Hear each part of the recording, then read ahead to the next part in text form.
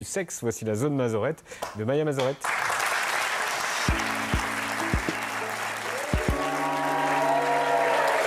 Maya, on commence avec la grosse info sexe de la semaine. Et oui, c'est la grosse enquête sexo dont tout le monde a parlé cette semaine et qui a vraiment beaucoup fait rire les chaînes info. Français et les Françaises font de moins en moins l'amour. La sexualité, bisexuelle, L'orgasme. parler de sexe. Haha, l'info hilarante a même fait la une de Libération. Et ouais, on a appris grâce à l'IFOP que les rapports sexuels déclinent en France chez quasiment toutes les générations.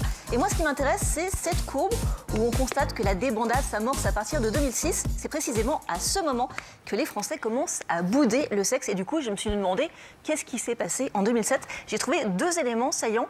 Déjà, la nomination de François Fillon comme Premier ministre, mais aussi le lancement du premier iPhone. Et à mon avis, quand même, c'est plutôt l'iPhone qui a impacté le sexe. Plus nos téléphones sont performants, plus ils nous accompagnent dans la chambre à coucher, et avec la possibilité de lire ses emails au lit, de scroller sur Instagram ou de regarder des séries, on a perdu en disponibilité. Parce que quand on lit les news, on n'est pas en train de faire attention à son corps, on n'est pas en train de faire attention au corps de nos partenaires. Alors bien sûr, je ne suis pas en train de dire que le smartphone, c'est l'unique raison pour laquelle il y a un déclin des rapports sexuels, mais quand même, les personnes qui ont un petit souci de libido, qui disent qu'il n'y a plus trop de désir dans leur vie, je recommanderais quand même peut-être de faire le test, de laisser le smartphone en dehors de la chambre. Tu nous parles maintenant du site de vente en ligne Vinted. Oui, alors Vinted, pour les gens qui ne connaissent pas, c'est une plateforme extrêmement connue de revente de vêtements. Le site a 23 millions d'utilisateurs juste en France qui sont plutôt des utilisatrices et qui étaient parfaitement tranquilles jusqu'à ce que certaines commencent à subir du harcèlement sexuel, messages intrusifs, propositions lourdingues, commentaires sur leur corps, parfois des insultes. Et ces femmes ont eu la surprise de découvrir que leurs photos, surtout quand elles portaient des vêtements moulants, étaient volées par des internautes puis partagées sur des forums de voyeurs. Et au cas où ce ne serait pas assez grave, certains voyeurs utilisent l'intelligence artificielle pour déshabiller virtuellement les femmes dont ils ont volé les photos.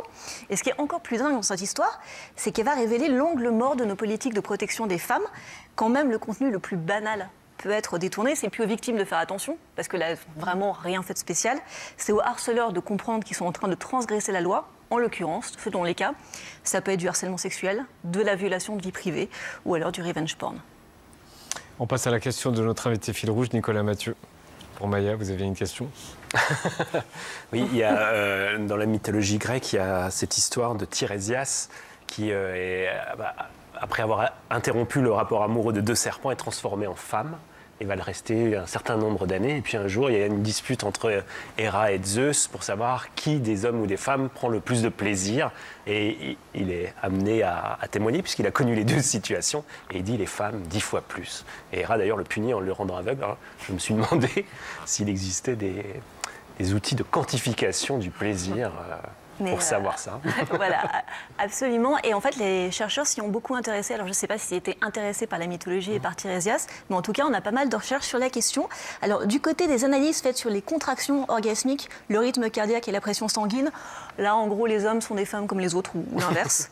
Par contre, s'il faut chercher des différences, on peut les trouver du côté de la durée des orgasmes, avec des orgasmes 2 fois plus prolongés chez les femmes que chez les hommes, avec aussi plus d'expériences d'orgasmes multiples.